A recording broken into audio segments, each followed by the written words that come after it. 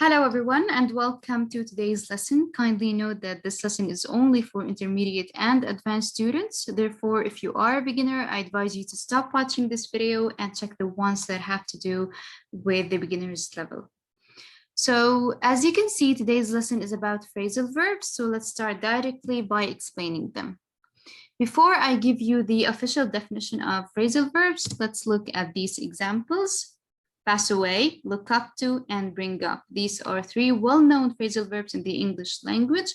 And if you notice, these phrasal verbs start with a standard verb or a normal verb in the English language. And next to each one of these verbs, we have one element or two elements. So we have the standard verbs pass, look, and bring. And next to them, we have one element or two elements. So now let's read the definition.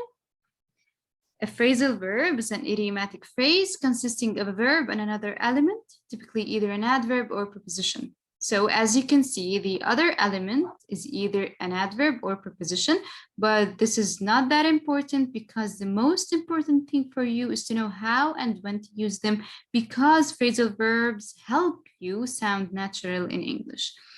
Now let's go through the meanings of these phrasal verbs. Let's start with pass away. So pass away means to die.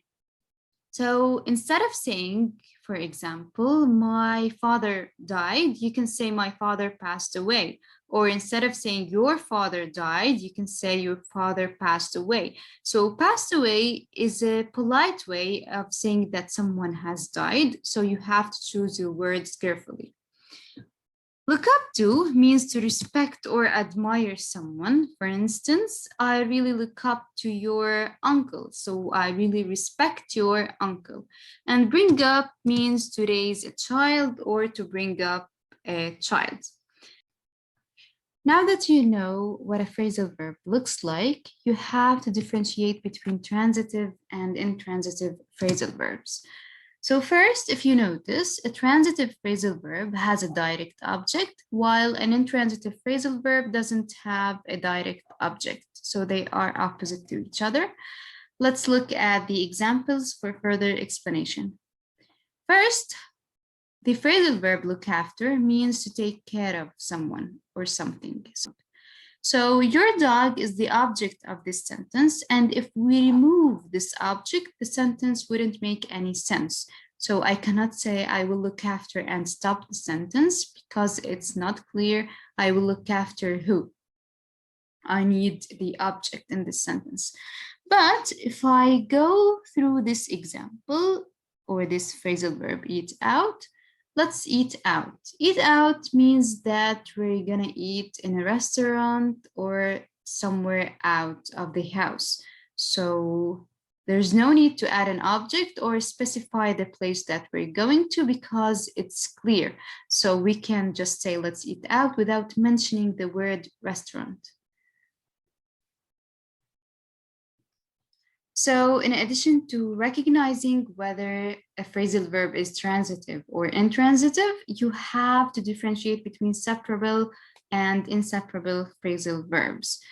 Separable means that the verb and the element can be separated from each other. For example, the verb or the phrasal verb turn off is a separable phrasal verb. So you can say, please turn off the lights or please turn the lights off. Both are correct, but the difference is that in the second example, we separated the verb and the element. However, if you look at this phrasal verb, look after is an inseparable phrasal verb, so you cannot separate the verb and the element. For example, you can say, I look after my sister all the time. This is correct, but you cannot say, I look my little sister after all the time because it doesn't make any sense. So you cannot separate this phrasal verb.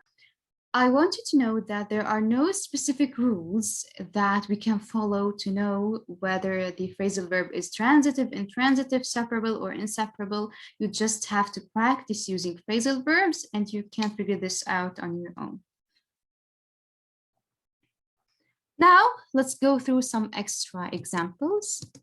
If you notice, here we have the phrasal verb ask out. So ask out means to invite on a date. So ask somebody out means to invite someone on a date. For example, Kamal asked Petra out to dinner and a movie. So he invited her on a date. The second example is call off. To call something off means to cancel it. So our boss canceled the meeting or our boss called off the meeting.